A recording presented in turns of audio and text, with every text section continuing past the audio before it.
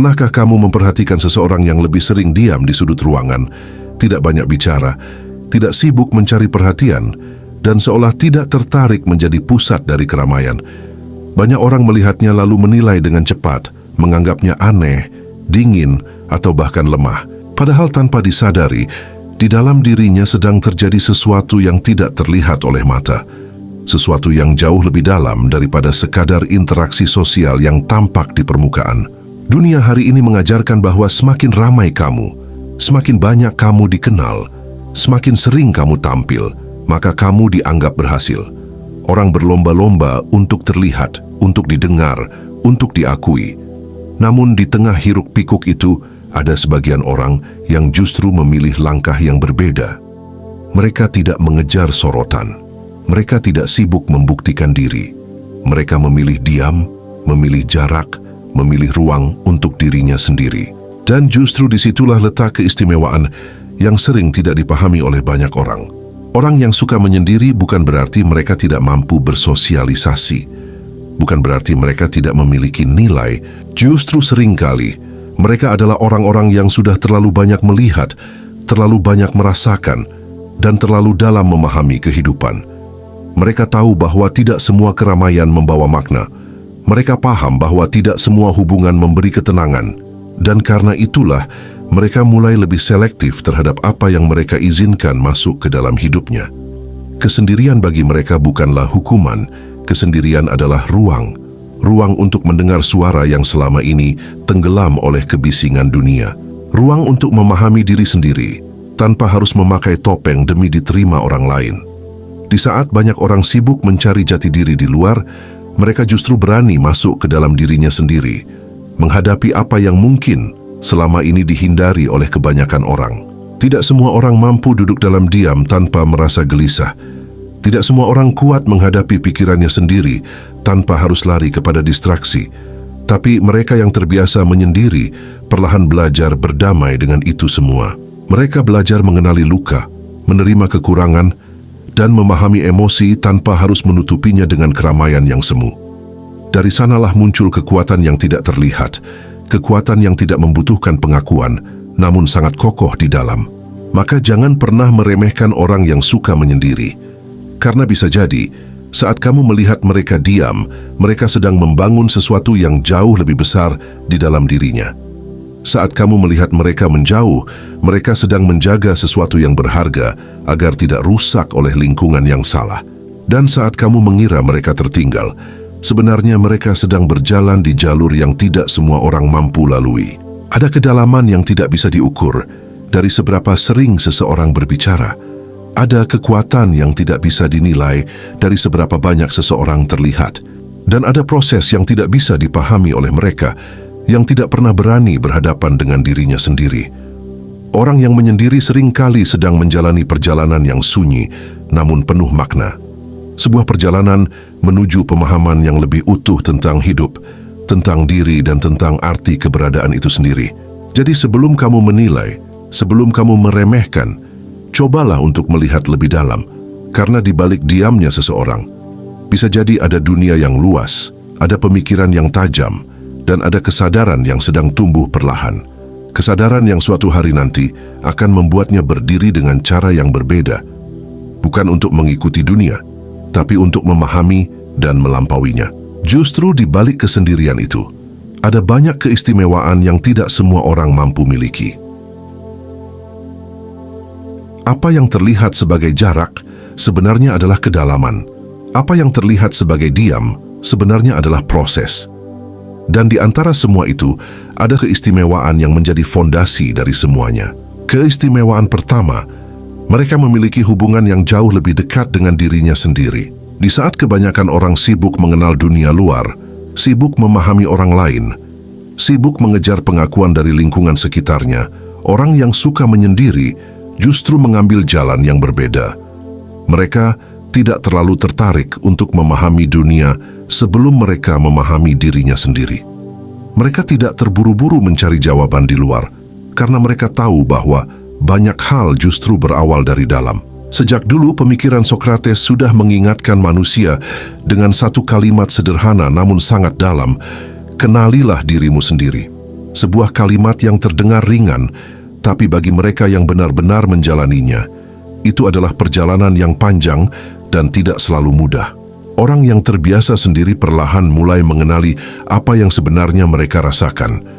Mereka tidak lagi menutupi emosi hanya demi terlihat baik di mata orang lain. Mereka belajar jujur pada dirinya, mengakui rasa takut, mengakui luka, dan juga mengakui keinginan yang selama ini mungkin tersembunyi. Dari sana mereka tidak lagi hidup dalam kebingungan yang sama, seperti kebanyakan orang yang terus berlari tanpa arah. Mereka juga tidak mudah terombang-ambing oleh pendapat orang lain, karena ketika seseorang sudah mengenal dirinya dengan cukup dalam, dia tidak lagi membutuhkan validasi berlebihan dari luar. Dia tahu siapa dirinya, dia tahu apa yang dia rasakan, dan dia tahu arah yang ingin dia tuju. Bukan berarti dia menutup diri dari dunia, tapi dia tidak lagi membiarkan dunia menentukan siapa dirinya. Disinilah letak keistimewaannya. Hidup mereka menjadi lebih sadar.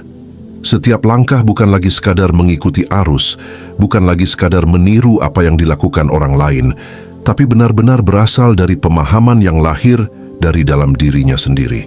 Sebuah kehidupan yang mungkin terlihat sederhana dari luar, namun sesungguhnya jauh lebih jernih dan penuh makna. Keistimewaan kedua, intuisi mereka jauh lebih tajam, karena tidak terlalu bising oleh opini luar. Tidak terlalu sibuk dengan suara-suara yang saling bertabrakan. Orang yang suka menyendiri memiliki ruang yang lebih luas untuk mendengar sesuatu yang sering diabaikan oleh banyak orang, yaitu suara batin.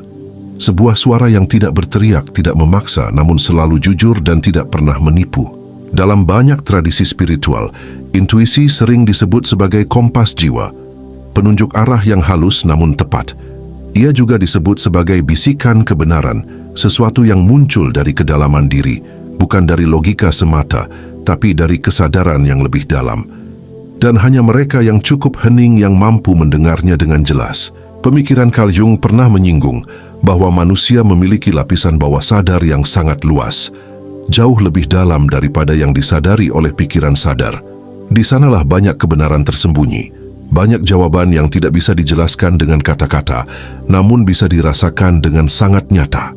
Orang yang sering menyendiri perlahan menjadi lebih peka terhadap firasat.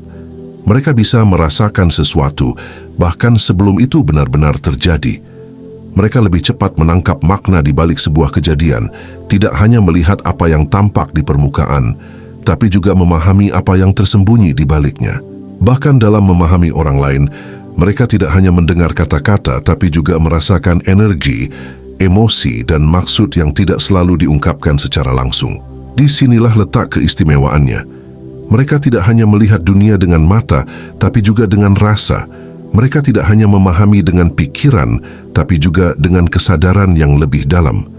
Sebuah kemampuan yang tidak bisa dibentuk dari keramaian, tapi tumbuh perlahan dari kesunyian yang dijalani dengan penuh kesadaran. Keistimewaan keempat, mereka lebih tahan terhadap tekanan hidup. Kesendirian yang selama ini mungkin dianggap sebagai kelemahan, justru menjadi tempat latihan mental yang paling sunyi, namun paling kuat. Di dalam kesendirian, seseorang tidak punya banyak pilihan selain berhadapan dengan dirinya sendiri. Tidak ada tempat bersembunyi, tidak ada distraksi yang bisa terus-menerus menutupi rasa gelisah, tidak ada keramaian yang bisa mengalihkan luka. Dan justru dari situlah, mental mulai ditempa perlahan. Orang yang terbiasa sendiri tidak mudah panik saat berada dalam kesendirian. Bagi sebagian orang, kesendirian bisa terasa menakutkan, seolah dunia menjadi sempit dan sunyi. Namun bagi mereka yang sudah menjalaninya, kesendirian justru terasa akrab. Mereka tidak merasa terancam ketika harus berjalan sendiri, tidak merasa hilang arah hanya karena tidak ada orang di sampingnya. Mereka sudah terbiasa menjadi teman bagi dirinya sendiri. Lebih dari itu, mereka juga tidak terlalu takut kehilangan orang. Bukan karena mereka tidak peduli, tapi karena mereka sudah memahami satu hal yang sering dihindari oleh banyak orang, bahwa dalam hidup, segala sesuatu bisa datang dan pergi. Mereka pernah merasakan sendiri bagaimana rasanya ditinggalkan, bagaimana rasanya kehilangan, dan bagaimana harus tetap berdiri meski tidak ada yang menggenggam. Dari pengalaman itulah, mereka belajar bahwa kekuatan sejati tidak bergantung pada siapa yang selalu ada, tapi pada bagaimana mereka tetap utuh meski harus berjalan sendiri. Dalam menghadapi fase sulit, mereka cenderung lebih tenang. Bukan karena hidup mereka lebih ringan, tapi karena mereka sudah terbiasa menghadapi badai di dalam dirinya. Mereka sudah pernah melewati malam-malam yang panjang tanpa diketahui siapapun. Mereka sudah pernah berdialog dengan rasa takut, rasa kecewa, dan rasa hampa tanpa harus menunjukkannya ke dunia. Semua itu perlahan membentuk ketahanan yang tidak mudah goyah. Pemikiran Friedrich Nietzsche pernah mengungkapkan bahwa apa yang tidak membunuhmu akan membuatmu lebih kuat. Sebuah kalimat yang bukan sekadar motivasi, tapi gambaran nyata dari proses yang dijalani oleh mereka yang terbiasa dalam kesendirian. Mereka tidak menjadi kuat karena hidupnya mudah, tapi karena mereka tidak lari dari kesulitan. Mereka memilih untuk bertahan, untuk memahami, dan untuk bangkit dengan cara yang lebih dalam. Disinilah letak keistimewaannya. Mereka tidak rapuh di tengah badai kehidupan. Ketika banyak orang runtuh karena kehilangan arah atau kehilangan sandaran, mereka justru tetap berdiri, meski mungkin dalam diam. Ada kekuatan yang tidak terlihat, namun sangat kokoh. Kekuatan yang lahir bukan dari keramaian, tapi dari kesunyian yang mereka jalani dengan penuh kesadaran. Keistimewaan kelima, kreativitas dan kedalaman berpikir mereka jauh lebih tinggi. Kesunyian bukanlah ruang kosong seperti yang sering dibayangkan banyak orang. Kesunyian adalah ruang yang hidup, ruang di mana pikiran bisa bergerak tanpa batas, tanpa tekanan, tanpa harus terus-menerus bereaksi terhadap dunia luar. Di sanalah sesuatu yang baru mulai tumbuh, sesuatu yang tidak bisa lahir dari kebisingan yang penuh distraksi. Tanpa gangguan, pikiran menjadi lebih jernih. Tidak ada suara-suara yang saling bertabrakan, tidak ada tuntutan untuk selalu merespons, tidak ada dorongan untuk terus mengikuti arus. Dalam keadaan seperti itu, seseorang mulai mampu melihat sesuatu dengan lebih utuh. Bukan hanya melihat permukaan, tapi juga memahami makna di baliknya. Imajinasi pun menjadi lebih bebas. Tidak lagi terikat oleh standar, tidak lagi dibatasi oleh penilaian orang lain. Ide-ide mulai mengalir secara alami, tanpa dipaksa, tanpa dibentuk oleh keinginan untuk diterima. Dari sanalah muncul kreativitas yang murni, bukan hasil tiruan. Bukan sekadar mengikuti tren, tapi benar-benar lahir dari kedalaman diri. Refleksi juga menjadi jauh lebih dalam. Orang yang terbiasa menyendiri memiliki waktu untuk berpikir, untuk merenung, untuk menghubungkan berbagai pengalaman hidup menjadi pemahaman yang lebih luas. Mereka tidak hanya mengalami sesuatu, tapi juga memaknai setiap pengalaman itu dengan cara yang lebih dalam. Tidak heran jika banyak pemikir besar dalam sejarah justru menemukan gagasan-gagasan hebat saat mereka berada dalam kesendirian. Karena hanya dalam diam, seseorang benar-benar bisa mendengar pikirannya sendiri, tanpa campur tangan dunia luar yang terus-menerus mengarahkan. Disinilah letak keistimewaannya. Mereka tidak hanya mengonsumsi, tapi juga menciptakan. Mereka tidak hanya menerima apa yang ada, tapi mampu melahirkan sesuatu yang baru dari dalam dirinya. Sebuah kemampuan yang lahir bukan dari keramaian, tapi dari keberanian untuk duduk dalam kesunyian dan mendengarkan apa yang ingin disampaikan oleh dirinya sendiri. Keistimewaan keenam, mereka sedang berada dalam proses transformasi batin. Ini bukan lagi tentang kebiasaan, bukan lagi tentang pilihan gaya hidup, tapi tentang sebuah proses yang terjadi jauh di dalam diri. Kesendirian yang mereka jalani seringkali bukan sesuatu yang sejak awal mereka inginkan, bukan sesuatu yang mereka rencanakan, tapi sesuatu yang datang sebagai bagian dari perjalanan hidup yang tidak bisa dihindari.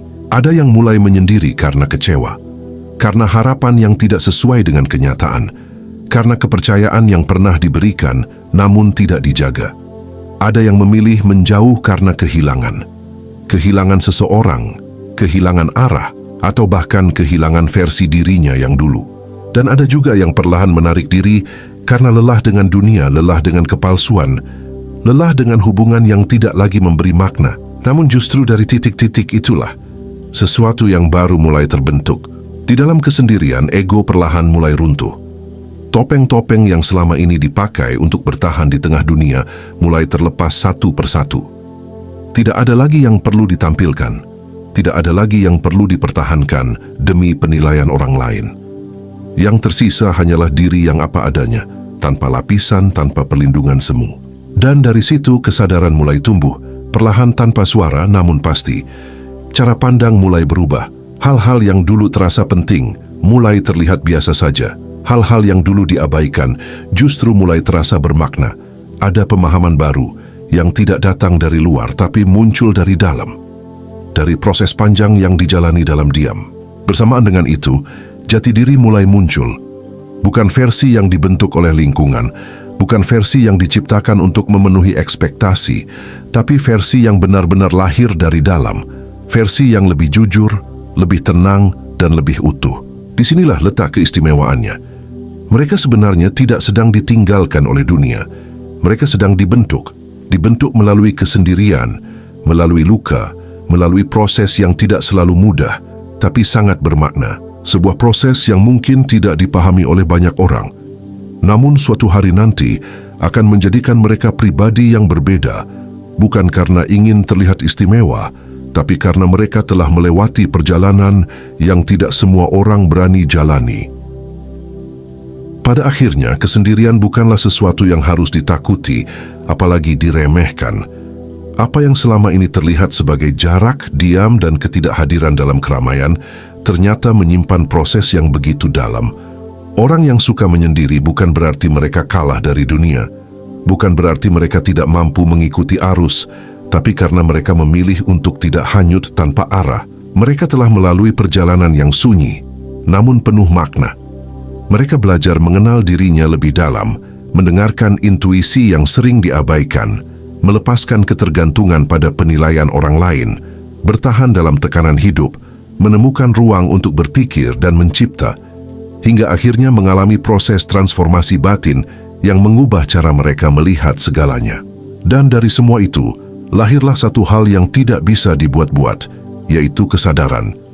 Kesadaran tentang siapa mereka sebenarnya, tentang apa yang benar-benar penting dalam hidup, dan tentang bagaimana menjalani hidup tanpa harus kehilangan diri sendiri di tengah dunia yang begitu bising.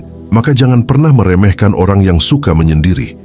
Karena bisa jadi, saat mereka terlihat diam, mereka sedang membangun kekuatan yang tidak terlihat.